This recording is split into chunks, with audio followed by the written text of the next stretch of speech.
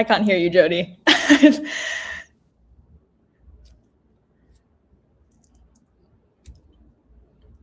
I've got my volume turned up. I make sure. I can hear me now. There you are. Hello. Beautiful. Hello. I'm so sorry. I will start over. And I apologize. You had me panicking for a second. Oh no, I'm so sorry.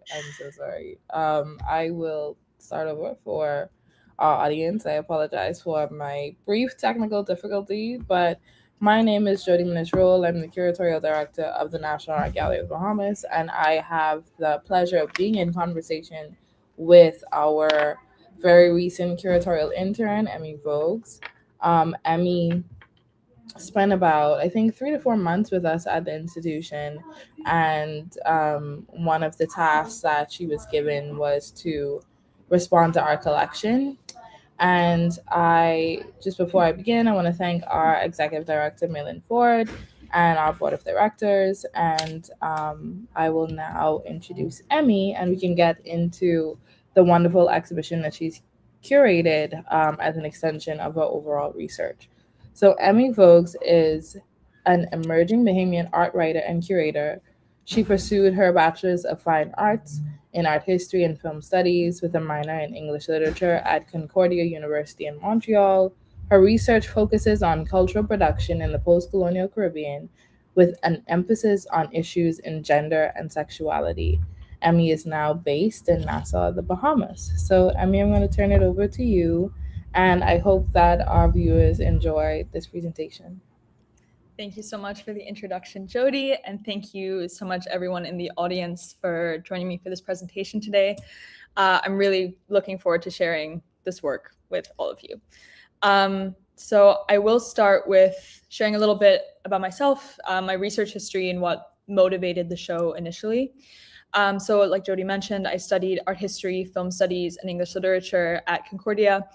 And I often joke that I kind of DIY'd a degree in Caribbean cultural studies by taking classes that allowed me to research and write on Bahamian and other Caribbean artists, filmmakers, authors, the likes.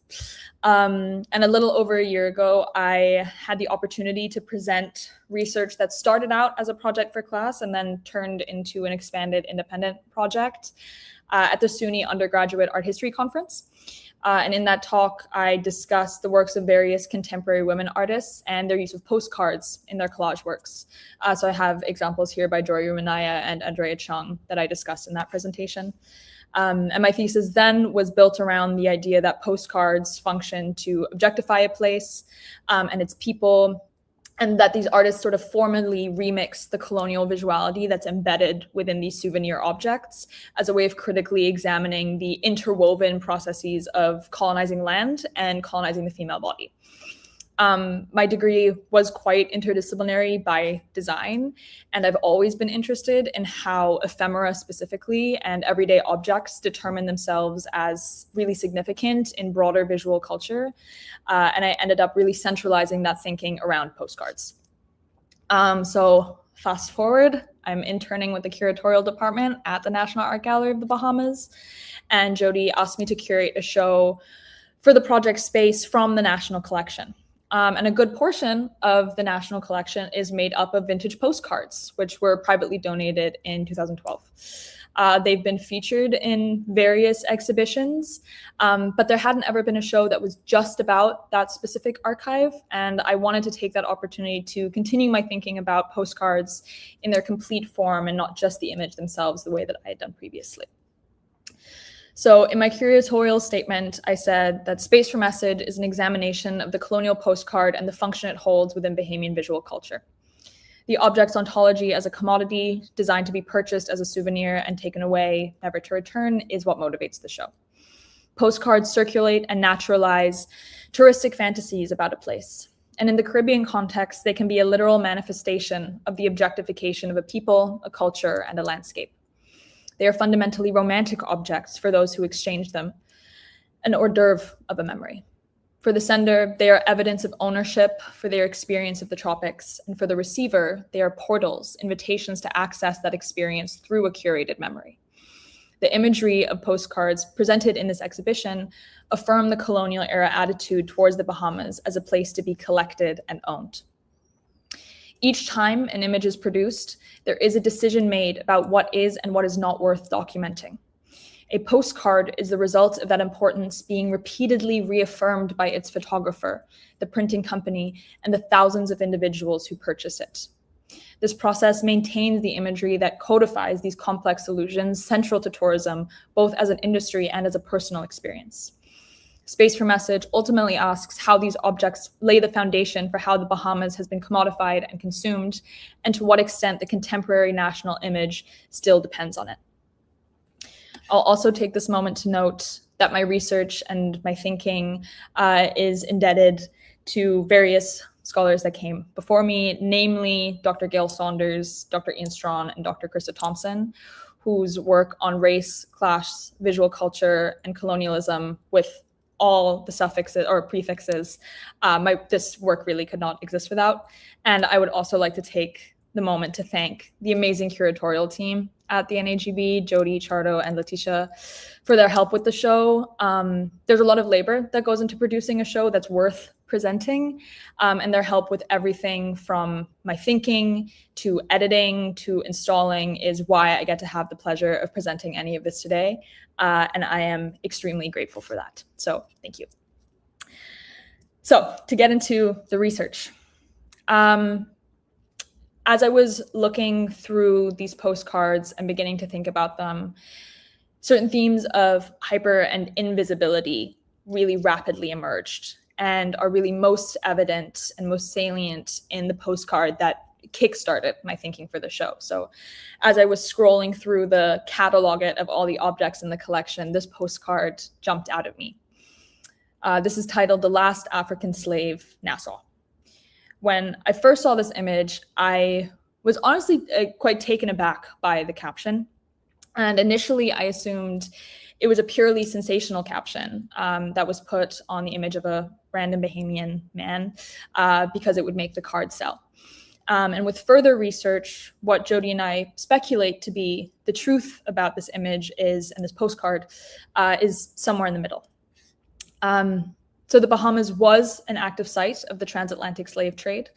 Vendu House, situated next to the British Colonial Hotel, which I will be talking a lot about in this presentation, was the main marketplace for formerly enslaved people. Slavery in the Bahamas ended in 1838, and the, quote, last African slave is a documented man named Martin Sawyer, who passed away in 1928.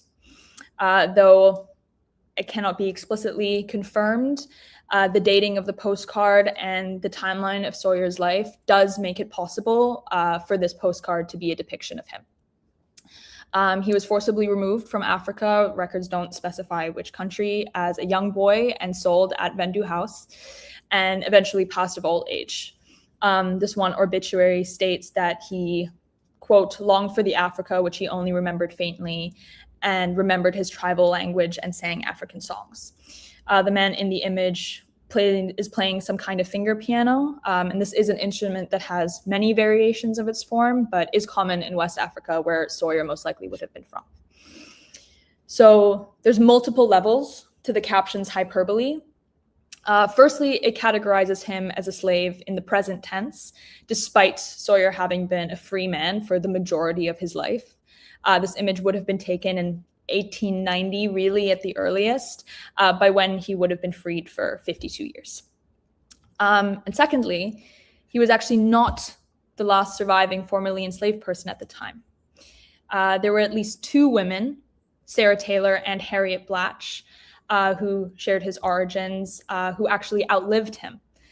So there's, on the one hand, the matter of his hypervisibility, where his identity is overemphasized as a formerly enslaved man that erases the actual present status that he held at the time that image was taken. And then there's the complete erasure of Taylor and Blatch. So the caption isn't an outright lie, but it is a deeply, deeply manipulated truth that depends on really the obfuscation of a much more complicated reality in the service of a caption that, to put it really quite simply, sells better. You know, the last African slave, Nassau, is snappier than the last documented formerly enslaved African man, Nassau. And I think there's also something actually quite devastating about the process of the re-objectification through the sale of the postcard. This is a man who, if this is Martin Sawyer, was as a boy taken from his home and sold as a commodity. He was finally freed and able to live his life and to play his music and to sing his songs. But ultimately his image is sold just as he was. And he wasn't labeled as the musician. He was not labeled as the preservationist of art that he was. Because on a market level, historical accuracy is not a priority for postcards, right? Which results in this kind of misinformation, this manipulated truth being widely circulated and preserved unless there is an intentional interrogation into its validity. And I know that both Jodi and myself are quite pleased that this more complicated, nuanced information now gets to be a part of the way that this postcard is archived within the National Collection. So moving on to sort of the wider themes of the show, or where this postcard of, we assume, Martin Sawyer ended up taking me, I have to talk about the British Colonial Hotel.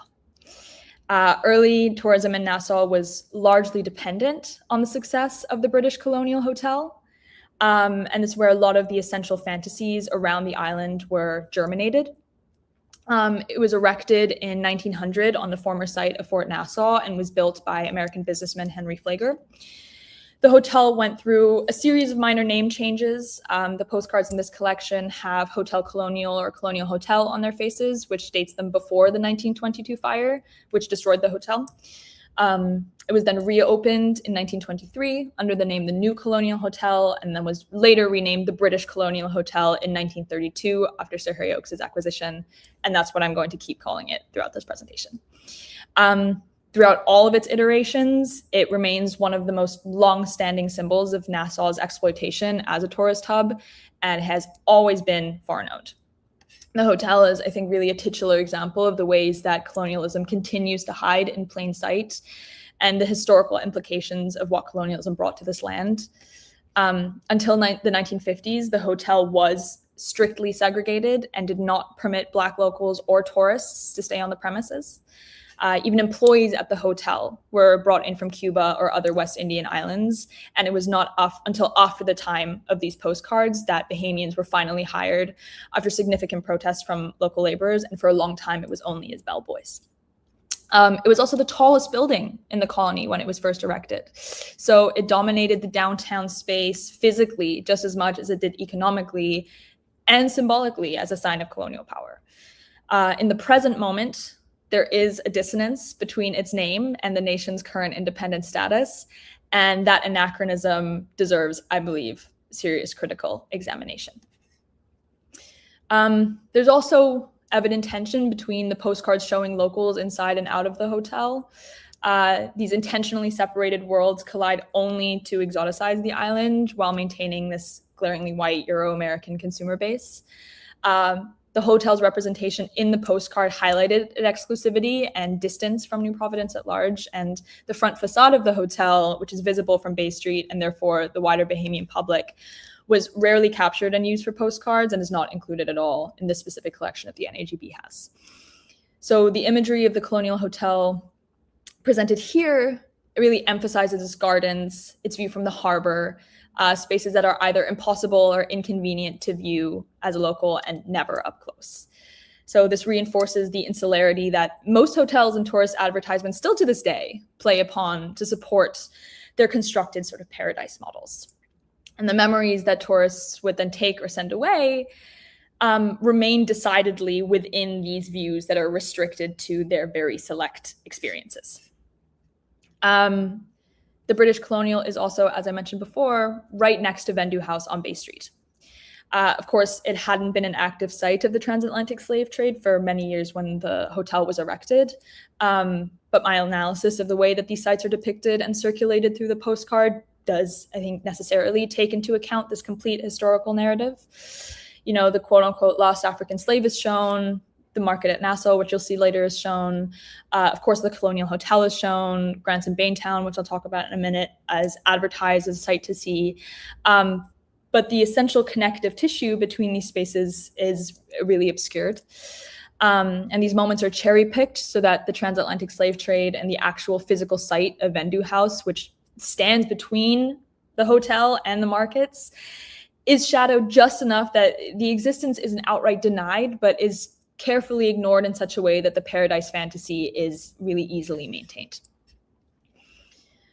At the time, it also would have been fashionable to take horse carriage tours through historic Grants Bain Town as a way of observing native life, quote unquote. The area is now colloquially known as Over the Hill, which also spatially defines it, always in relation to Nassau's tourist hub. It was a carefully planned settlement to segregate Black Bahamians. Grants Town was formally established in 1820, and its sister dominion, Bain Town, was settled quickly thereafter as a result of rapid expansion. In an article about the establishment of the Over the Hill community, Bahamian archivist Ruth Bowe documented that, I quote, "The Africans that settled in these areas represented the principal African tribes, the Yorubas and the Congos. In his story of Bain Town, Dr. Ennius points out the distinct tribal differences and settlement patterns of both the Yorubas and the Congos. The population of Grants Town observed and upheld their African traditions and customs. Their homes, shops, farms, and gardens were characteristic of small, vibrant communities," end quote. She's referring to Dr. Cleveland Ennius, who was an educator and author of the book Bain Town, which she's citing. Well, the British Colonial Hotel was strictly segregated internally until the color bar was lifted in 1950 or in the 50s. It really did not shy away from promoting the areas of Nassau in which formerly enslaved Africans continued to preserve their cultural heritage, but only as attraction. And then on a visual level with these postcards, I'm always struck by how in this postcard on the left, the Black man in the window is not colored in at all. It almost fades to be a part of the cabin structure, while the white woman in the right postcard, and we know she's white because she reappears in postcards that are taken on the grounds of the hotel in the same outfit, is painted in this really bright white. And I'll come back to this when I talk about how these postcards are actually made. But with all the visual analysis I have done over the past years, my brain can't help but set off some alarm bells that take me back to those initial themes about objectification and visibility and who gets to be visible. This tension of hypervisibility and invisibility that I keep talking about also really informed the way that I thought about labor for this show and the way that labor is depicted. In particular, I became interested in what kind of labor these images show. The Bahamas was famous for sponges, for example, but it's really notable to me that the postcards that became popular depicted almost exclusively forms of labor that produce aesthetically appealing objects or souvenirs for tourist consumption. So the mundanity of these labor sites becomes romanticized, again, to avoid spoiling the aestheticized tropical experience. But the interior touristic spaces and those adjacent to them, so housekeepers, butlers, shoe shiners, bellboys, are not regularly captured. So one of the exhibition's driving questions about what is deemed important when a photograph is taken and reproduced also quickly develops the subtopic specific to tourism of really what is attractive. When the kinds of labor that are represented are limited to a highly specific criteria, this hierarchy between invisibility and invisibility not only emerges, but becomes really strong, really salient. And it can be deemed sort of sweet and picturesque to bring home an object that serves as a reminder of the market where one purchased their new bed linens, but the same can't be said for an image of the maid who changed them at the hotel. And so as memorial objects, these postcards have to continuously emphasize what someone wants to remember. And the discomfort of truth is an unwelcome image, so it doesn't make its way onto the cover of the postcard. Now, because I did mention that this is a show about postcards, the object, and not just the images on them, the labor history of the cards themselves was also important to my research and my thinking. So every card in this presentation, and in fact, basically every postcard that you find between 1890 to 1915 will be stamped with the words "Made in Germany." This was the quote-unquote golden age of postcards. And at the time, the German printmaking industry really had a global monopoly on postcard production. This is because they ran economically on a cartel basis, which meant that individual companies weren't competing with each other in the same way that they were in the US and the UK. And they had a massive advancement in actual printing technology, which meant that the prices and the quality of German-made postcards absolutely exceeded any other nation's standard. And while there's no direct link between the Bahamian colonial history and Germany's various colonial projects, which would have been active at the time, there's, to me, an undeniably charged quality about how the very literal image of the Bahamas at the turn of the century was captured locally, transported and manufactured elsewhere in a colonial power, and then imported back to the country for the purpose of being extracted again. The actual technology that was used in the 1800s to early 1900s was various techniques to achieve details, color, and accuracy. But lithography was the foundational printing technique that then later developed into forms like photochrome and chromolithography. But the way that it worked was that photo negatives were used and printed in plain black and white, and then later hand painted. In most instances, photographers would actually make a record of the colors in the landscapes or their images and then carry those records to the printers. And then this is what, for me, links back to when I was discussing the Grants Town postcards earlier and my interest in how, whether or not it was an explicitly racially motivated intentional erasure or not, there was a moment in which the photographer or the printing company or the painter decided the color of this thatch roof is more important than this man's face, and the whiteness of this woman's dress is essential to this composition. So even if we understand it as a sort of neutral aesthetic decision, if such a thing as a neutral aesthetic decision even exists, there still ends up being a sort of symbolic reaffirmation of the colonial visuality that we're still reckoning with today. But after the image was painted, it would be passed on to a lithographic stonemaker who would create a unique set of stones to mass produce the image. And the most popular material for these stones was limestone, which Nassau and the Bahamian archipelago is primarily made of, and famously blamed for creating a landscape that was initially less attractive to tourists than the volcanic vistas of other Caribbean nations. And so despite the geographic distance and visual disconnect between the real life color and the printed pigment, the postcards were created with the same material that makes up the Bahamian landscape. And so the transference of colors from photographer to printer to artisan did often create these sort of skewed translations that are sort of jarring, like the colors in the postcards are a little off, all of them. And that does end up emphasizing the sort of imaginative collaboration that's needed to execute the image, and the sort of imaginative collaboration that I think is also required between the tourist industry and the tourists in question to maintain their particular fantasies. But at the end of the day, there is a, even if it's symbolic, return to the landscape that is genuine. And I think potentially quite potent in potentially redefining the substrate that these islands are made of as a source of artistic creation.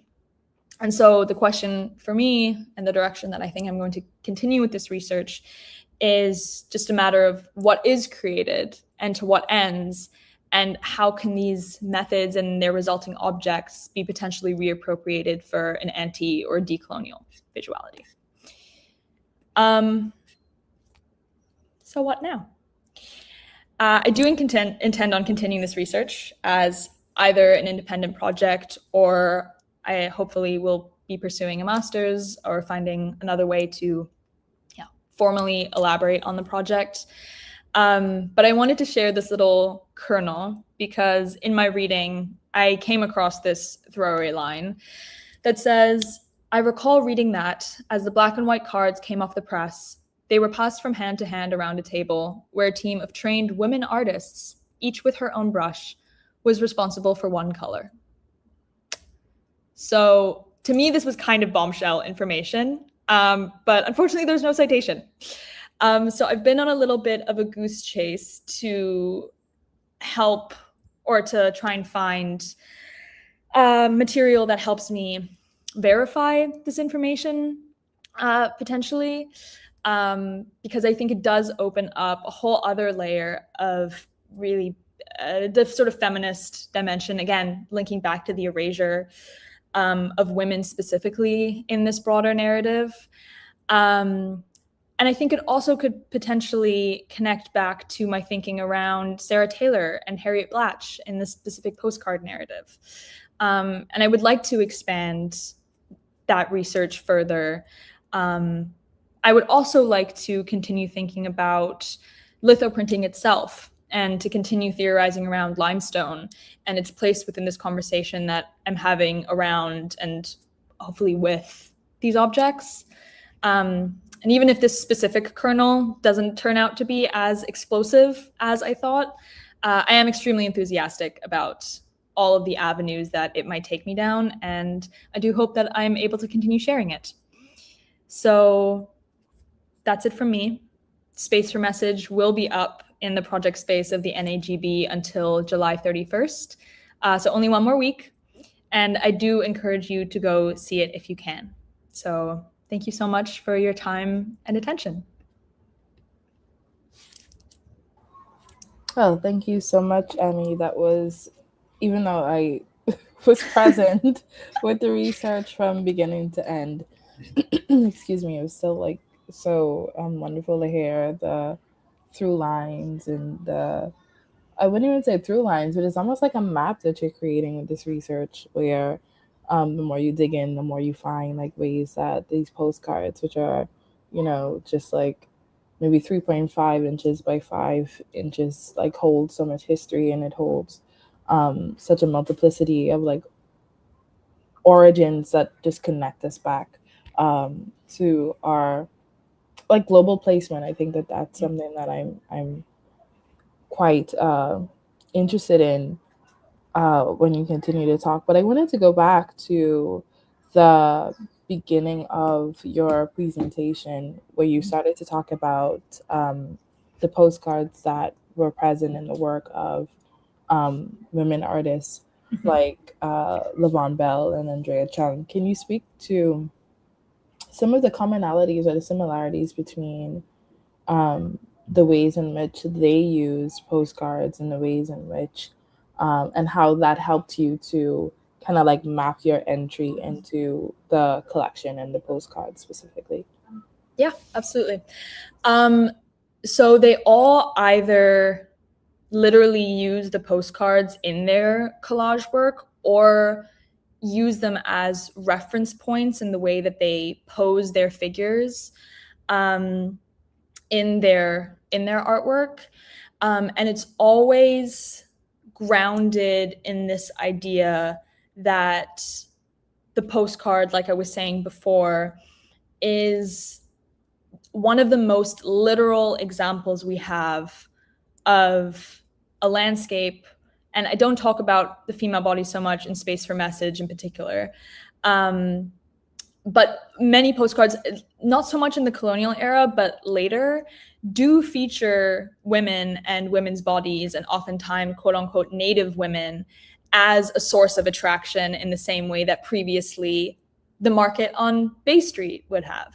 And so there's this correlation between what is attractive in the sense of why do you want to go to this place, and what is attractive in a sexual romantic sense. And that also always links back to land and the way that women's bodies and the feminine is often linked to the natural environment.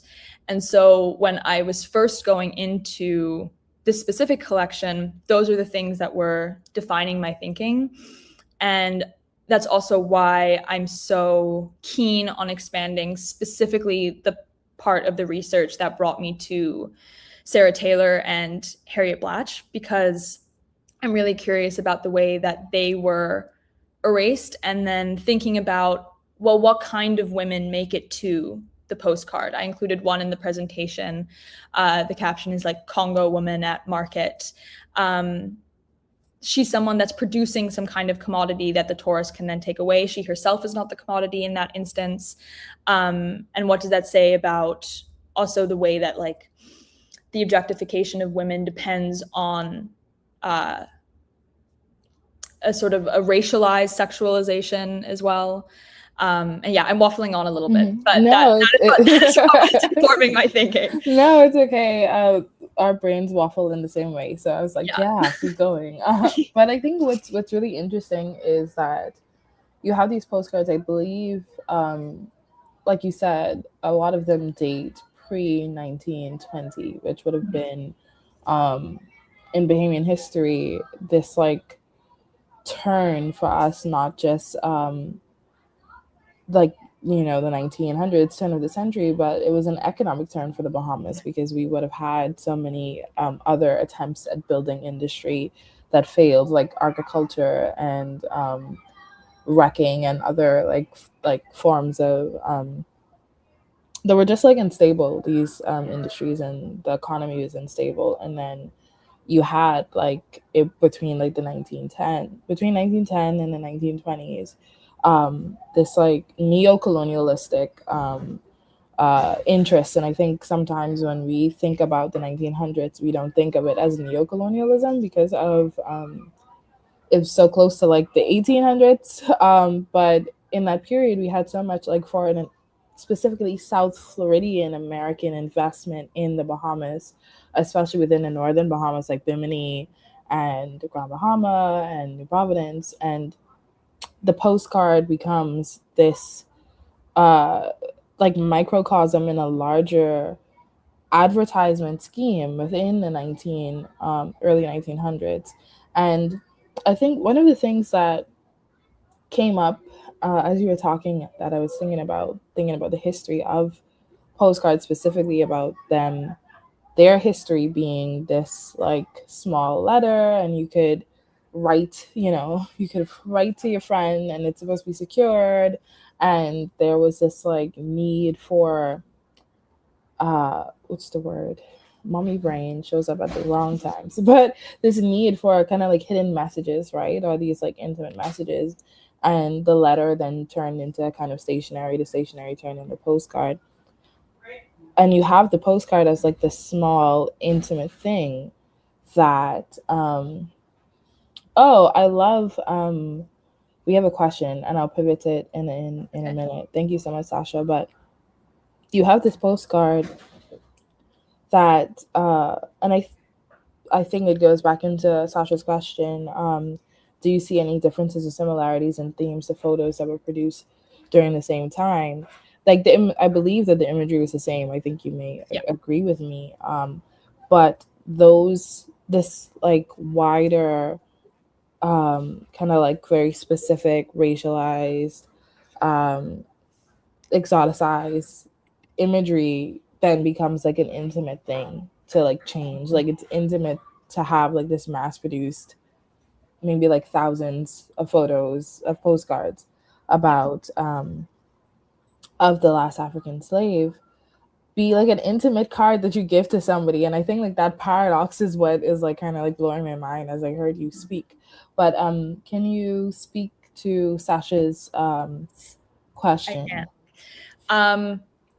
It is a little bit outside the project, but I can say with some confidence that yes, there is quite a lot of similarities, mostly because even just looking through the national collection, a lot of the images that were on the postcards were taken by Doc Sands, who is a prolific photographer at the time. And the NAGB's collection also includes many of his photographs, which include a lot of photos of the British Colonial Hotel, a lot of photos of markets, a lot of photos of Grants Bain Town, and a lot of photos of silk cotton trees. They were a massive, massive, massive tourist attraction, really, and played a huge role in, again, redefining the Bahamian landscape as one that, because for a long time there was this idea that, you know, these limestone islands were so barren and, you know, nobody could grow anything here and the agriculture industry failed. But the silk cotton tree played a huge role in redefining that image. And in particular, a lot of the photos of the silk cotton tree, Jodi and I were talking about this a little while ago, a lot of them include this woman who I can't always tell if it's the same woman in all the images. I would love to find out, who's in this like crazy getup with a massive fruit basket on her head. And she's just like standing in front of the tree. And oftentimes there will be I assume some kind of colonial officer, just because of the uniforms that he's wearing, by her side. And these images oftentimes don't have titles that we know necessarily were given to them by the photographer. Oftentimes they're just documented as a silk cotton tree, whatever year. But absolutely there's a line that's the same line that's drawn of, okay, what should be seen and what should not be seen. And I think even times in the photographs that didn't make it on the postcards, I think sometimes there's even more of an exoticization than on the postcards themselves. They are often, the postcards are generally, they come off as candid images, or like, you know, these have just been snapped at the marketplace. But some of the images by Doc Sands specifically are highly, highly, highly constructed. And so I think the idea of a manipulated truth, a constructed truth, absolutely shows up in those photos as well. Yeah, and I think I just had to like do a Google, but Doc Sands, his photos would have come later in the 1900s, but Natalie Willis Wiley, who was the former curatorial associate curator at the NAGB, she wrote about his photography, and she notes that he actually was a Bahamian. He was a Lutheran. He was born in Eleuthera. So I think that also that like that parallel of him being a Lutheran Bahamian, but still having this gaze and this like want to fabricate an image of the Bahamas to be used widely. So we have a comment by Ulrich Voges that says, when the British Colonial reopened in 2023, a survey conducted in the local newspaper showed overwhelming public support for keeping the hotel's historic name. So I think that's quite interesting. I think too. I think there's oftentimes a tendency to want to preserve real history, and I don't necessarily think there is an issue with that explicitly. I do. When you walk into the British Colonial Hotel, it has these paintings all around that are like of Columbus landing, and there's like indigenous people depicted in really questionable ways. I wish there was more. I don't think it has to, I don't think the hotel necessarily should be renamed. I wish there was a more public and consistent interrogation into why we keep that name and why there's such an interest in keeping that name. Yeah, or I agree with you. There is another comment that says, I wonder if banal personal writings on the postcard act as another layer of flattening and commodification. Like Jodi said, it feels like an unlikely home for intimate expression. Yeah, it does. Yes, right? It is. It is an unlikely home. And the postcards that are included in this particular collection, none of them have any writing on them. Yeah. They were kept as collectibles. And I think that's an interesting dimension as well, of thinking of when thinking about the images that made it into the national collection, because obviously there's so many postcards that I haven't been able to see that would have been produced at the same time. Yeah. But if we're thinking about the ones that were never written on because they were seen as, oh, maybe these objects will be valuable someday, this isn't just a postcard. And they make it into the national collection. There's, I think, another level of why and how. So again, this question of like, not only what in the moment of the photo being taken is there a decision made about what is important, what is valuable, what is worth preserving. Also in the actual, like the practice of collecting postcards, there's also a level there. There's even more people who continue to make those decisions on kind of interesting axes. Yeah, I will say our mission at the institution is to collect, preserve, exhibit, and interpret historic and contemporary Bahamian art. and it's for the purpose of education, upliftment, and inspiration.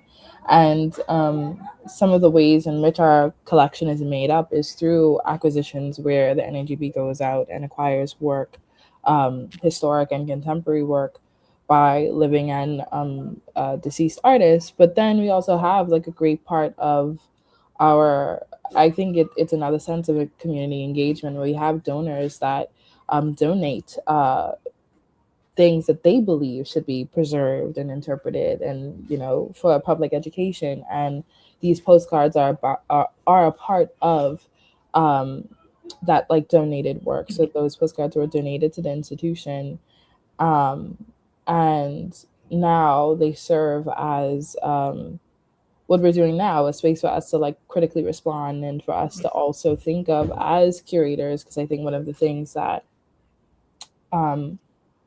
sometimes when you exist like in a curatorial space that doesn't have a collection, you don't think about the ways in which it's necessary to be critical with your collection, but it's also necessary to balance the collection as well, and to have these like opposing, affirming, stretching, challenging, contextually like building objects to speak to one another. So that's my little pitch. That if anybody else has any other postcards that give them to us, please. We'll be open. That has the same, because also I think one of the conversations that came up between Emmy and I was that maybe a week before we started to put the like final like touches on the exhibition, I stayed at the British Colonial, and I was able to move around the grounds, and I was able to say, oh wait, that view actually is not a view that can be accessed by anybody. That cannot come into, like, you have to have been in the hotel, or you've had to been on the sea, or you've had to, and I think that even like that key is so inaccessible, but it's inaccessible for anybody in the public to see the Hotel Colonial from that view. And the only way that we can is through these postcards, through these photographs that remind us that there's this barrier of access consistently to these private spaces that make up the global imagery of the Bahamas. And I think that there's something here about the private spaces being things that are lauded as attractive for this space.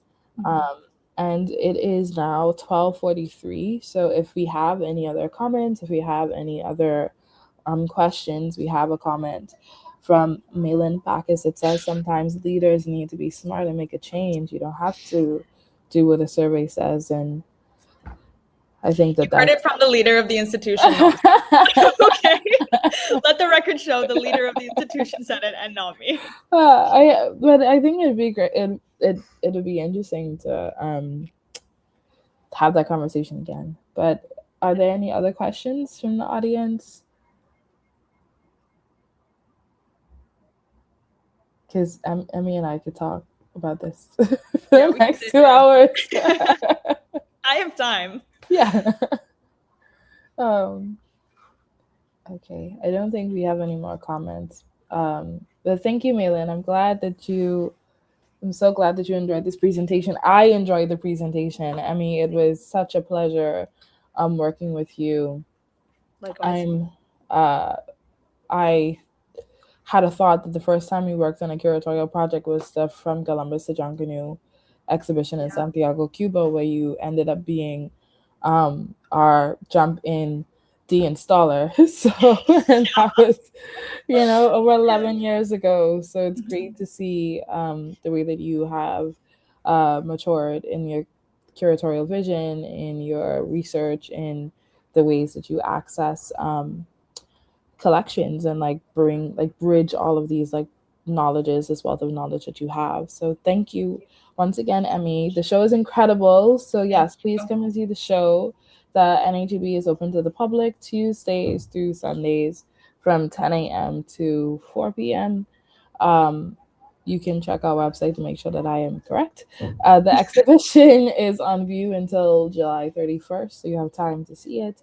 And Emmy's essay about the exhibition will also be made public on our website in the coming days. So please, if you have any, and I will also open that if there are any other art historians, researchers, Bahamian, Caribbean researchers that would like to share your research with us and you want to access our collection, you could reach out to us at curatorial@nagb.org.bs.